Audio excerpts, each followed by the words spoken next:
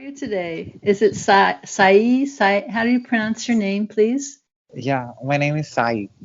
Sai. Yeah, it's Yeah, very nice to meet you, Sai. nice to meet you too. Firstly, I want to thank you for accepting my invitation and accepting to be on my show. Oh, I'm very glad to be here. I think it's an exciting concept, and you get to meet so many people all over the world. And you're one of the great people among those. So, what would you like to know? So I thought to tell about your work to my audience. Oh, sure. Okay. Well, I'm an author and I have 5 books now published. And they're mainly suspense novels of international interest. So one is set in India, actually. It's called Rivers Run Back. And it's a combination of a family saga and a thriller. And my latest book is set in Spain. It's called Zahara and the Lost Books of Light. And it's based on the idea that in 1498, when the Inquisition burned all these books, that some of them were saved and hidden away in Spain. And the protagonist of my book goes to Spain and she finds these books and the librarians who are protecting them. Okay, so you're a writer since Yeah, I've been a writer for my whole life. I grew up in the Southeast Bronx, but I live now in Seattle. And I started out writing songs, actually. I went to the High School of Music and Arts, and for a long time, I was an itinerant musician. I would play on the streets and pay my rent by playing in Central Park. And then gradually, I became more enamored of words, and I started to write poems and then short stories and now novels. So I have been writing for my whole life. so you know how to create impact using the vocabulary that is there in your collection. Using my vocabulary? I mean, you know how to create impact in the people who are reading your books with the collection of words that you have. Yeah, I'm always expanding my vocabulary, that's for sure, because as I create different characters, they talk differently, and I need to train my ear to hear how the dialogue would go. And someone in India is going to speak differently than someone in Spain. So it takes an ear to be a writer, and you're constantly learning. It's not as if you know everything. I think for me, they say, write about what you know. And in my case, I usually write about what I want to know, what I want to learn about. And I've met incredible people in the course of my writing career as I do research on my books. Like when I went to Spain, I met a wonderful high school teacher who told me that he was not allowed to teach about the Inquisition in Spain in school, and about some of the changes that have happened there since they have more of a democracy. And I try to weave that into my book. So if I meet you, you may end up being in one of my books. What is Inquisition? The Spanish Inquisition was run by the Catholic Church, and they burned people at the stake. They burned books. They wanted everybody to be a good Catholic, and if you weren't, if you were a Jew or a Muslim or anything else, they forced you to convert. And it was really a terrible time in history, but there were also very brave people who resisted the Inquisition. And, just like today, there are some governments that are oppressive and people are brave in resisting them. So I have always been interested in people that have stood up to power and asserted themselves. And I think that's influenced my writing. Uh, is that your first book? No, I have 5 books published now. This was my fourth, Zahara and the Lost Books of Light. Would you like to see the cover? Yeah, Okay, let's see if this is, there we go. Zahara. Yeah, so that you can see the light at the top of the stairs there kind of symbolizes moving towards the light, Zahara, which means light in Hebrew and in Arabic. So it's really about moving towards the light by uncovering our history and books that were burned in the Middle Ages. And then I have another book that's coming out that's called Sandstorm. That's a coming of age novel that's quite different. It's much more personal. And it's about a young girl who loses her family and is basically abandoned, and how she creates a family for herself from her friends. And but there's also a lot of crime involved, and she falls in with the wrong people, and she learns, to make better decisions, but that takes her quite a while. So that's an adventure, a coming of age adventure story. So you born in Spain. I was born in New York City. Okay. Although there were a lot of Puerto Ricans in my neighborhood, so Spanish was spoken in my neighborhood when I was little.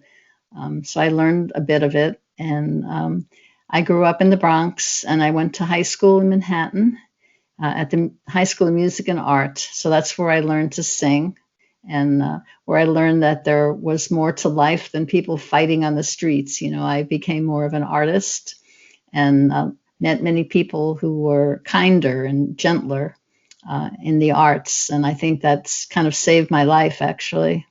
And from New York, I moved to the West Coast, to California, and then eventually up here to Seattle. So I've lived a lot of places in this country, and I love Seattle. It's just really friendly town, beautiful lakes, and very green and friendly place. Maybe you'll come visit sometime. And I also lived in Los Angeles for a while, which is a huge city where you drive everywhere. And I like Seattle because it's a good place to walk, and I really like walking and hiking around. So you said most of your life is filled with your writing. Yeah, I spend most of my time writing, some of it hiking, getting out into nature, and I love gardening. I've just put in my tomatoes and squash and peas. So when I'm not writing, I try to get out in the garden and touch the soil, because when you live in your mind so much, you need to do some physical things. And then, of course, I meet my readers and also people who, when I'm researching, I get a lot of help from people in doing research, especially when you write historical fiction.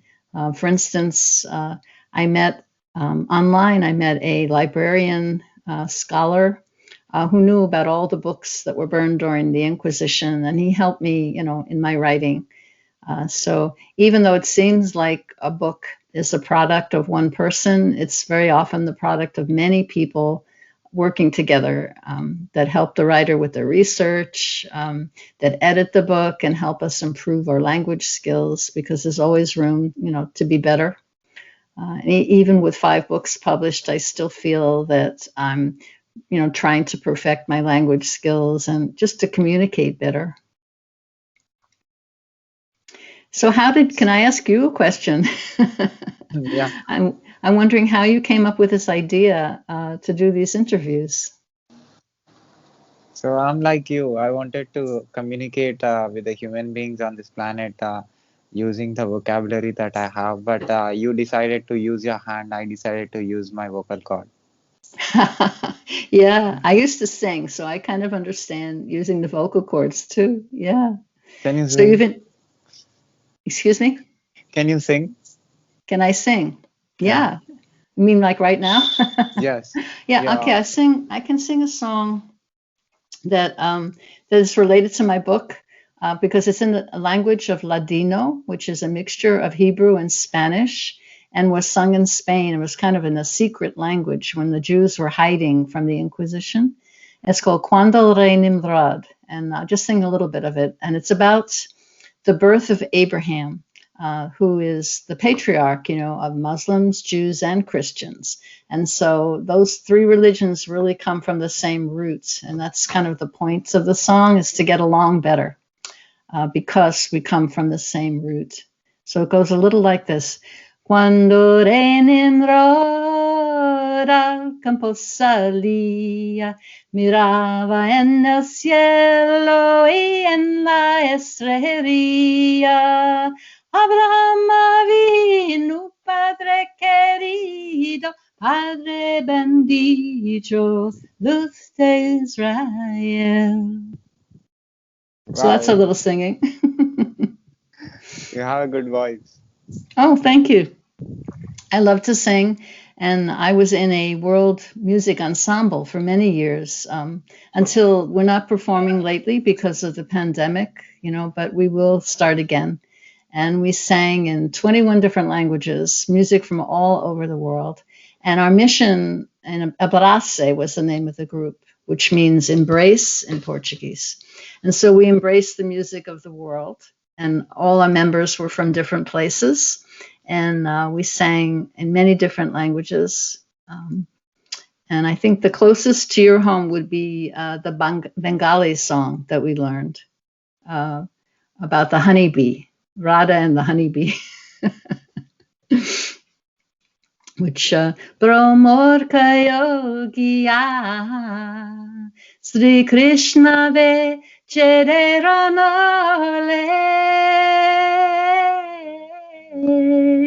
I love that melody. It's just so beautiful, the microtones. And we sang in Spanish, Uruguayan, songs from Argentina, from Italy, from just pretty much everywhere. This music, So you're saying you use your vocal cords to reach out to people. I really relate to that. It's beautiful. So I'm understanding that you're the good communicator. You communicate with people. Uh, I think you can communicate with everybody. I try. I think, after a while, I was very shy and as a child because, like I say, I grew up in a really violent neighborhood, and you had to sort of sneak around, to protect yourself. But once I became a musician, and I discovered there were these people who wanted to communicate through music and words and through their instruments. I started to come out of my shell. So it was a very long process, but I'm pretty much out of my shell now. And happy to communicate with people, in any way that I can. And I really believe, like, in what you're doing, because when we talk to each other and learn about each other, then we lose the misconceptions that we have. Because many of us see, through the news or other sources, they're all distorted, and when we meet in person, we get to understand people and what their problems are and what their joys and happinesses are. And it just becomes an entirely different life that you're living, when you open. So every day you're meeting new people. What Yeah, are some of the favorite people that you've met? you. Well, of course you're going to say that, but are there others? I mean, there must be some of the types of people that you just were really thrilled to meet. I think every person is unique. I believe that every person have their own style on this planet. You know, Mm. they their own way of telling and explaining and expressing things. So I can't just tell one person's name and can't put other people down. So I believe that Uh, everybody is equal. Everybody have their own structure of framing sentences and framing uh, their own uh, thought process and all. So I can't tell that, but and we like different things in different people. Now I connected with you. I'm listening to you. What I understood is why can't I talk like you? Is my the first question that is coming in my mind right now. Like you're Well, I think the more you practice, then the better you get at it. And so you are, but in your interviews, the people that you interview do most of the talking. So that's why I'm trying to get you to come out a little bit and talk to me because as a writer, I'm curious. I'm always asking people questions, about where they come from and, what their thoughts are. So I think you've expressed yourself very well, but you do it in terms of questions. You come up with questions. So that's a real gift to be able to interview people. And sometimes we get so caught up in talking about ourselves that we don't really listen, to what other people have to say, and that's something all of us work on, just becoming receptive, even to nature. I try to listen to the birds out in my backyard and become receptive to them, and because there's a whole life that goes on outside of humans, in the natural world that maybe, I don't know, I take photographs sometimes, but to write about the natural world is something I would love to be able to do someday. And but there you have to express what can't be expressed because it's a different language, the language of the birds and the bees, and so there's a lot as a writer that you realize that you don't know, and then that you explore.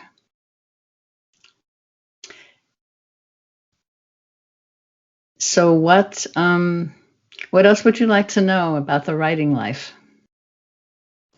So, you wrote the historical fiction. So why not other genres?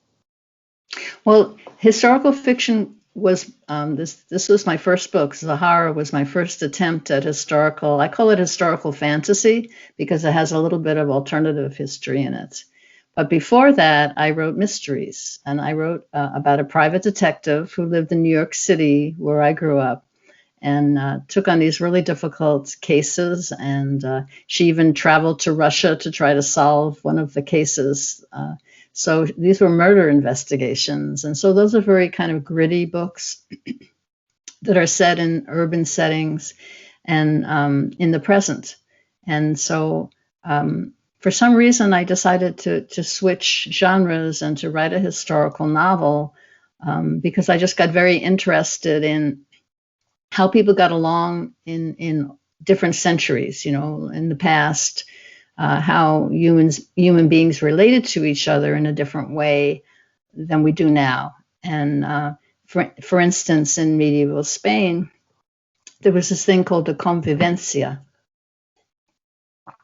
and these were Christian and Jewish and Muslim writers who all wrote poetry together, and they would compete to see who was the best poets. And it was like a really beautiful sort of golden age and early medieval Spain. And I thought, nowadays there's all these divisions that are between people, and so I wanted to explore a time when people did get along, and to sort of bring that to the forefront. So I just ended up traveling to the past. And the protagonist in my book, her name is Alienor. I gave her a gift, and her gift is that she could see through the eyes of her female ancestors, that she could actually travel back in time and experience life, just the way that they experienced it. And so that, as a writer, it just gave me a big palette that I could work with then that was much bigger than my own experience. And I had to just sort of trust and start to see through her eyes when she would go back. And she had like one ancestor who was a Morisca, who lived in Andalusia in Spain, and who was a bandit and would steal from the soldiers that were patrolling. And so I had a chance to like really invent some people who I wished existed, and then I would read and discover that they did. Sometimes your imagination is rooted in a reality that you don't even know about yet. And when you start writing, it's just like maybe you have a car that you're in and it's a blue car, and all of a sudden you start seeing all the different blue cars that are on the road. So like when you write, sometimes you come up with a character and you start meeting people that are much like that character all around. And so that opens up your life quite a bit. So when people say that writers are sort of lonely, isolated people, it's not really true, because most of us, we're reaching in, just trying to reach into the psychology of different people and to understand them better. And so we have to come out of ourselves in order to do that. So I hope that makes sense. It just sort of came out. So you are saying that writers are just sitting and not trying to be more connected with the people and being in their own zone, trying to understand by going into other people's shoes. Yeah, exactly. So we do need to come out to do that in different ways, you know. So we bring all that back with us, and put it into the computer or the notebook. But it requires also allowing yourself to experience life as well, and then distill it. You know, it's like making wine. You distill it down, all the experiences that you have. So my detective in New York, she was sort of a blend of myself and my brother. For instance, my brother was a private detective himself, and so but he was older than me, and so when I was a kid, I used to want to go out on his cases, you know, when he would be on surveillance and watching somebody, you know, from his car, and I would say, take me with you, you know, in your surveillance. And he'd say, no, kid, I can't take you with me, you know, and it's dangerous. So I learned a lot from my brother, you know, about the private detective life. And then I was into writing poetry at that time, you know, when I was younger. So when I created Jo Epstein, she's the detective in my stories, I made her a poet and a private investigator. So her day job was, you know, having clients and solving cases, but then she would also go write poems and recite them at the slam. You know what a poetry slam is? Where, you know, people, you know, they compete, they get up and they compete to see who can recite a poem in 3 minutes that's like the best poem, and then people in the audience vote, and it's kind of a crazy, like, and they call it the slam. So Jo Epstein was a slam poet and also a private investigator. And so there's an example, you know, of how you can create out of your own life, and in this case, my brother's life and other people I met. I met a lot of poets. I started going out to the slam, and I competed in the slam, even though I'm not like a professional performance artist. I wanted to know what it was like. So they had the slam in this bar in Seattle, and I would go there once a week and compete in the slam. And one time I got to like the second round. I did pretty well. But I learned, mostly I was there to learn. And the host, she was really a great host. And I thought I kind of modeled my detective on her. You know, I thought she could be both a private detective and a poet. This is a person, you know, that has that ability. So that's kind of an example of how you can make a character from many different elements. And then once you start writing, they come alive too, and they change, you know, as they live on the page. So writing, how it affected your life? Well, I think it gave me a sense of purpose, and music as well when I would perform. That for me, I've always felt I needed something that was a little bigger than myself to be a part of. I think many of us feel that way in a positive sense. And so with music, there was a community of musicians. And I still belong to and communicate with. And I do know a lot of writers as well, and we support each other in what we do, so that it's not such an isolated existence. And it's kind of interesting, you know, since the pandemic, people have been using Zoom a lot or Skype, and in a way, it has deepened certain relationships because you have to reach out and make an appointment, and you come and you talk like I'm talking with you. And I do that with my writer friends. I'm in a little group of historical writers, for instance, and we get together and we talk about our latest work and what we're doing. Maybe we'll read a little bit of it. We'll talk about what books we're reading. And sometimes, like, I got a lot of help with research. I'm working on a new book that's going to be set during World War II in the Mediterranean. And one of the people that belongs to that group knows a lot about that. And she was very generous in saying, oh, I can help you with your research. So I think there's a lot of reaching out that's going on during the pandemic. And maybe before we wouldn't have thought so much about doing that. So I guess it's like, you know, the silver lining in the cloud, that literally in the cloud, because that's what we call this type of computing, and Zooming is, you know, meeting in the cloud. So all of us are meeting in the clouds. I mean, imagine that if you lived a few hundred years ago and someone told you that someday people would be meeting in the cloud, and you would go, what? So the things that we take for granted are so amazing. I mean, that our voice, like you and I, our pictures and our words are being bounced off a satellite, and then coming back to us. That's what, thousands of miles up in the air. So sometimes I think about that, just talking on my cell phone. We're actually, how we're connected technologically is magical, although we just have started to take it for granted. It's like science fiction, isn't it? So you imagine a lot, right?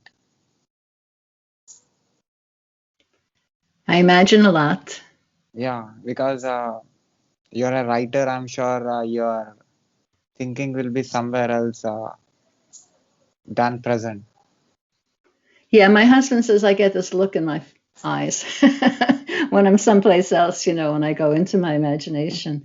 And I think that came with childhood. I mean, we all have different types of childhoods. And in my case, the library in our neighborhood was the safest place to be. So I spent a lot of time in the library and discovered many, many other realities existed, through books. And for me, that I think is one of the reasons I became a writer eventually, was because I was just such a passionate reader. And for many years, I just devoured books, and realized that this was what a gift this is, that we have literature. I mean, we take it for granted, just like we take technology for granted. But books, were invented a very long time ago. And before books, there were storytellers that would sit around the fire and tell legends, So they really brought people together. As storytellers have a certain power. And I always wanted to be a storyteller, and I was a little shy. So writing is easier than coming out and talking to people. But gradually, I started doing some storytelling with my music and writing myths that I would tell, and just trying to find stories that connect with people. That's for me. And people have all different motivations for writing. I mean, it's not as if like you say, we're all unique. So my unique gift is that I really like to use writing to connect with people, and to build that into my life. And as a result of having been a very, very shy child, I think we all want to become what we could grow into, rather and not accept those limitations.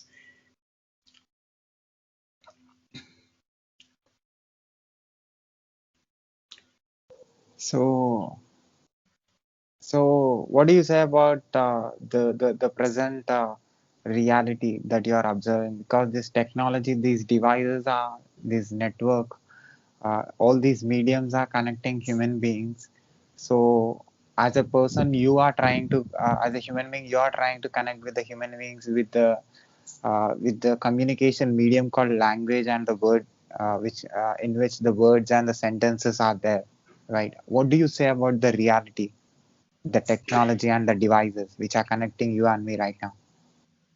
I think it's a gift, and it depends on how we use it. So it can be an addiction, so where people like are on their phone to the point where they walk in the road and get hit by a car. I mean, they're just like completely, pulled into this virtual world and playing games. And so sometimes it can make people antisocial. That's the negative side of it, I think. And that perhaps I thought that maybe people would read less, but that's not true. People are reading a lot, but they're reading on their phones. Like in Japan, they write novels, on the phone. And this started maybe 10 years ago. They've been doing it for a long time. So I think there's a real positivity about technology. And also, it's something that we almost need to keep up with, because I'm a little bit older and younger people have had this since they were babies. I had to sort of get used to it. But for some people, they just grow up with it and take it for granted. And I do worry sometimes. It's like to create something, you need to put the energy in, and not be just totally a consumer of technology, but also a creator of things that are then, like what you're doing is very creative. It's a really wonderful creative use of technology. It's very personal. And I think it kind of transcends the technology itself. It just becomes an experience. And I think that's what people really want is experience rather than just a screen that they're watching all the time. And so I like paper books, it's just you just hold it in your hand, and I really love it when people, tell me that they've read the paper version of my book. But there's also versions, on the Kindle and other platforms, and people read digitally. And that's really good. I think that's increased the number of young readers that we have e-readers now. So there's all different ways you can carry a book in your pocket because it's on your phone. You could have 100 books in your pocket because they're on your phone. And so it really gives people access. And then it just depends on the choices they make about what they're going to read, what they're interested in. And for me, sometimes they need guidance with that. And that's, what school is about. And that people still value education, that they value learning for learning's sake rather than just as a way of being trained to make money. So I was lucky in that my mother was a lifelong learner. When she was older, she started painting. She would always be trying something new. So to me, that's what writing is about, is always, trying out something new. And then with technology, I did a book launch that one of the book launches for Zahara was held in India. And there were a whole bunch of poets that came and they wrote work that was around the theme of the book, about the convivencia, about getting along. So it was called From Dystopia to Utopia. And the idea of, how can we change the world just through our poetry and writing and words. And I think there were 8 poets that participated in this. And it was all done through Zoom. And it was on India time. It was like 8:30 at night there. And it was early in the morning here in Seattle. And then there were people on the East Coast. And we all came together. And people recited poetry, played music. We even played music on Zoom with a tabla player and a saxophone player at the same time. It's hard to sync things up, when you're on Zoom and have the music work together, but it was like magic. It was beautiful. And so that was multicultural music. It was saxophone and tabla, and Western and East meets West. And so that was really exciting for me because I like being sort of on the border where different cultures meet and what they exchange. It's very exciting to me to see that happen, which is why I was, excited to come and talk with you. So, what is the greatest thing that you did in your life that you cannot forget? Oh my goodness. I did a concert with some friends here in Seattle, and it was called World Music and Dance of Peace. And so, we're talking about different cultures working together. We had an Egyptian tabla player and Brazilian singers, and the whole event was music devoted to peace and all the different songs. And it was really well attended, and had just this beautiful spirit to it. So, and in some ways, it was just a life-changing experience to rehearse with these people and learn from them, and just be like a part. I sang my part, but in this singing group of 7 singers, when we blend our voices together, it was just a heavenly experience. So I think that my musical experiences have been. You're talking about like peak experiences for me. It's like you lose yourself and you become part of this beauty that you're all creating together. And to me, there's no better thing that can happen. So, what is your driving force? What makes you to wake up in the morning and do stuff? Well, my family, just knowing that they're okay. My son lives with us here, and my husband. I think just our life together, just the ordinary things in life, I think, are what drive us, not so much the grand schemes. I mean, it's great to have grand schemes, but to have a solid family life is really important to me. And, to be useful in that way. And then there's when I'm really working on a book, the story will come to me. Sometimes in a dream, I'll have an idea or a character will come, and I get very excited about getting to work on my latest book, or if I'm writing a song or whatever it is. So having something creative that I'm involved in doing, and having the strength of family at the same time. I think those are the two driving things in my life. So, as a keen thinker and a deep observer, what do you think the meaning of the life, the purpose of the life? The purpose of life? Yeah. Oh my goodness. Um, I think we're here to learn. It's obvious that we make a lot of mistakes. And I believe that we have free will. I don't think that everything is pre-written and determined in advance. And so I think we're on this planet. And I remember as a child wondering about that, why am I here? What is, people are so busy and doing things, but, at the core of it, what is it? And, I think that it is that we're evolving into another level of consciousness as a species. But it's taking us a very, very long time to do that. And I think that someday people will be able to just read each other's minds and be much closer, in the way that they communicate, and have more compassion and empathy instead of fighting with each other. But there is this trial by error. We seem to be the kind of species that we have to just try everything, and make all these mistakes before we start to learn from them. So I guess I do believe that life is a learning experience and an experience of growth. And each of us, each individual, like you say, everyone is unique. We have our own unique things that we are learning, and that they somehow connect us as well with other human beings that are on a similar path. And that there is a light that we become part of, and when we die, that we do move into this realm that Rumi talks about of light. The caged bird is free, the soul becomes free. And if we do believe in a soul, then I think it does help us to live our lives too, and gives us some strength, because people right now are living through such difficult times in so many ways. And not only the pandemic, but the poverty and war and all of these things that are going on, to try to put them in a perspective, that maybe we're learning from them. I guess maybe it's naive, but I try to believe that we are learning from our mistakes.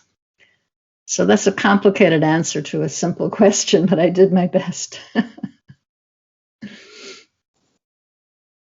So, what is life after, after coronavirus affecting human being after death? I think, gosh, it's something that it's just too big to think about even. I think that's part of it, that the universe is so large, and the spiritual plane is so large. We can't, our brains are not big enough, to comprehend, unless there's a few, great spiritual leaders who maybe have had these experiences, but I'm not one of them. I'm just like an ordinary person. But I do feel that there's something there that's bigger than we are, that we connect with. And we can do that, I think, when we're alive, too. It's not like you have to leave your body to do this, but it is sort of beyond the physical. And that's why they call it the metaphysical, I guess. And it is important. Like my parents were atheists. They believed that there was nothing, that there was no spiritual value to life. And so beautiful as they were, they scared me as a child. They frightened me because they told me that life had no meaning. And so maybe that's why I've spent my whole life looking for some meaning. So it's a gift, sometimes the negative, the absence, so instead of being raised in a particular religion and then you just say, okay, well, that's how things are, I had to start looking for meaning for myself because I was coming from a place where meaning was being denied. And so, um, but atheism, it's in sort of, it can be a religion, where you say there's no God and that's your religion, right? Or it can be agnosticism, which is, I don't know. And I think that's a difficult thing for people just to say, I don't know. But it's the place you have to start at in order to learn anything, is to admit that you don't know. And yet we live in many of our ways that we interact in our society. We send young people to school and they're supposed to learn stuff and accomplish things, but they're not supposed to admit their ignorance. They're supposed to come out and know everything. But the truth is that admitting your ignorance is probably a very wise thing to do. Does that make sense to you? Yeah, I understood. So you said that there is a force which is greater than us, and I know there are people who claims that they communicate with that. Have you communicated with that great force? I think it's part of all of us. I wouldn't claim to have communicated with it. I just think that that life force is inside of each person and every baby, and it's inside of a murderer, it's inside of a writer, it's inside of an angel, it's inside of a devil, it's inside of everything. So in that sense, yes, because I think we feel the life force. But to try to define it, I don't think it can be defined in human terms, because I think it's way, way bigger. And I think it includes rocks and trees and forests and oceans, as well as people and dolphins and bears. And, it includes all of us. And that's one of the things that humanity is learning, is that we are dependent. We're part of this ecology, that we're not separate, we're not better than the other animals. Just because we happen to think a little bit and we wear clothes and they don't wear clothes, right? The animals, but they're self-sufficient, right? They don't need clothes. So they're different than us, but we're a little bit afraid of them, I think. I think there's a certain fear of nature that has driven human civilization, and that we need to get over our fear and to accept nature and accept being part of nature, and that then our planet will not suffer so much, which is like a whole other discussion. But it to me, when I say that life is a learning experience, I think maybe that's why we're on this planet, is to learn to really appreciate it, rather than, like some people say that all of nature is a resource that we use, so we take the fossil fuels out of the ground, we take the trees and we build things from them. And that's fine, but there needs to be some limits to it, so that what is natural can exist, in its wild and beautiful form. So I think if there is God, that's what I see is in nature, in the wild and beautiful. That's where the most sublime things are. So that's the other, I think, peak experiences for me has been being out in nature and just feeling its purity, and being away from civilization sometimes. What do you think that? What do you think and what do you believe that you know, and what do you think that what you believe that you don't know? Well, I don't know. I don't know the future. Um, I don't know where we're headed as a species, and as an individual person. Every day, I don't really know what's going to happen when I wake up. I mean, I think I might know, but we make plans, and then other things happen. Um, and I don't know the answer to the biggest problems that we have. I'm not a scientist. Like sometimes I wish I was. I think this is a great time to be a medical researcher, for instance, because they're inventing vaccines. They're really doing things to help people. So there's so much that I don't know, that I would like to know, if that would make me more useful in the world.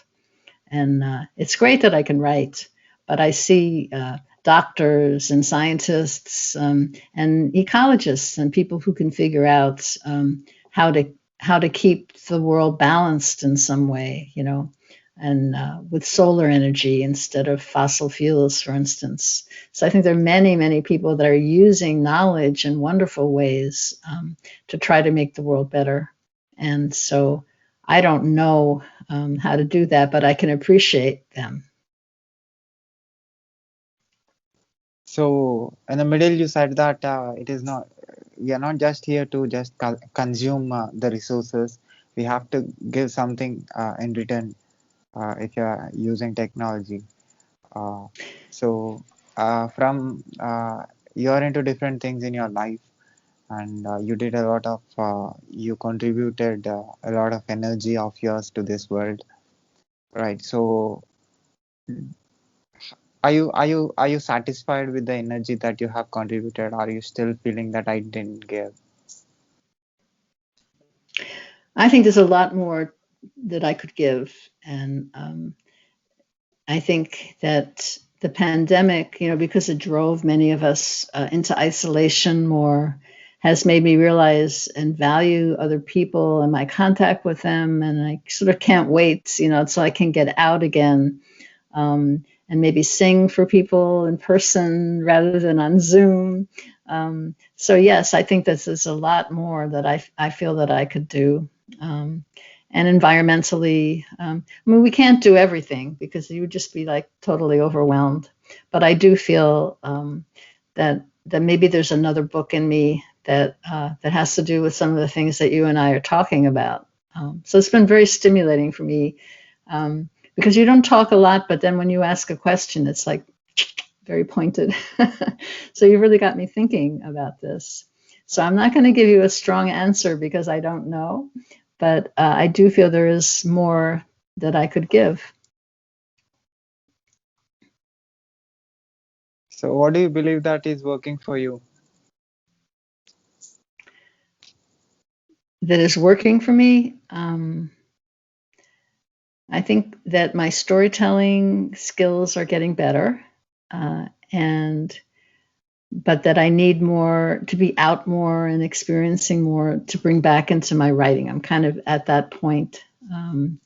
Like I was saying, when the pandemic is over, for me, it means getting out more and absorbing, learning from other people more, because sometimes the writer's life can be fairly isolated. In spite of all the things that I've said, it's still, with Zoom and technology, there is a certain isolation that happens. But I think what I have working for me is that I'm very stubborn and persevering too when I decide, that I want to get out. I traveled to India. I was there 3 or 4 times and just learned such an incredible amount and made friends that I still talk to almost every day. And I also traveled to Spain. I love traveling as a way of informing my writing and opening up my heart and, really experiencing other cultures too. So that I think is one of my curiosity is probably the best thing that I have working for me.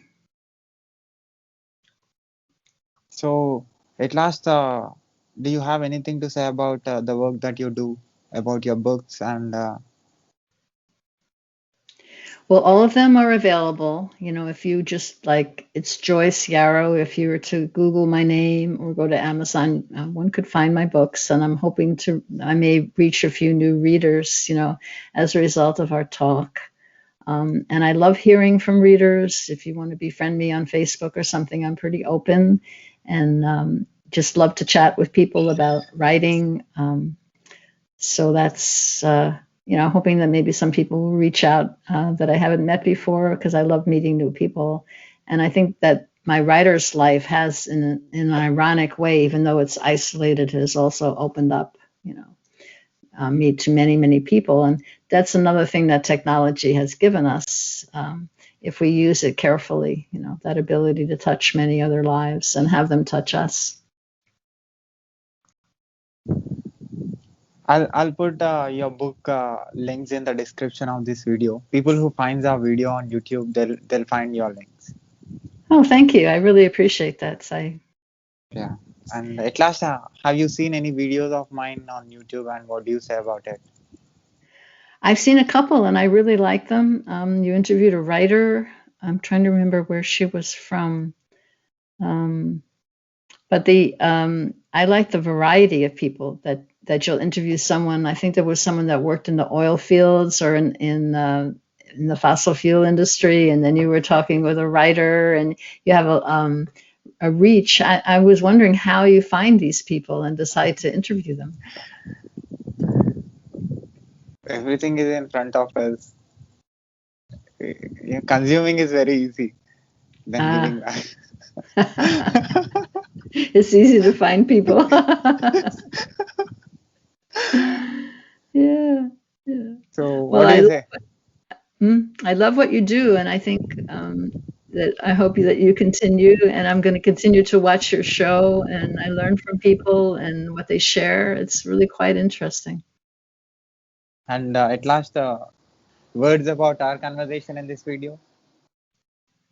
I've really enjoyed it, and I hope I get to talk to you again, not necessarily as a formal interview, but I would love to stay in touch.